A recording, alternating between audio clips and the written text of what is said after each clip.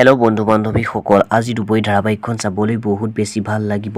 যদুকণ্ড দেখিবলৈ পাইছিল যে পাৰ্থই ৰিয়াক লগ কৰি বহুত কথা পাতে। আনফালে দুবৰিয়ে অংশুক মোমায়েকৰ ঘৰত থাকি পঢ়া কথাটো বাপেকৰ লগত আলোচনা কৰে আৰু দুবৰি বাপেকে ঘৰখনৰ সমস্যা দুবৰিৰ লগত আলোচনা কৰা দেখা যায় আৰু দুবৰিয়ে নয়নাৰ স্বাস্থ্যৰ যত্ন লোৱা দেখা যায়।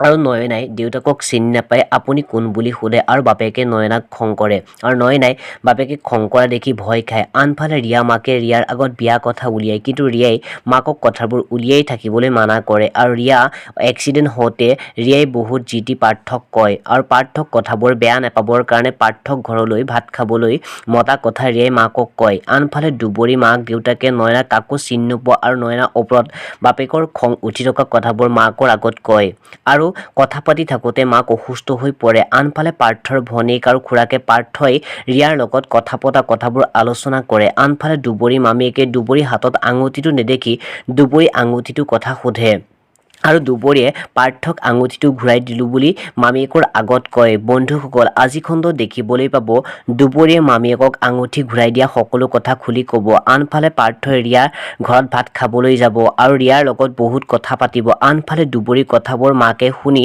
দুবৰিৰ মাক অসুস্থ হৈ পৰিব আৰু আনফালে পুলিচ অফিচাৰজনে দুবৰিহঁতৰ ঘৰলৈ আজি আহিব।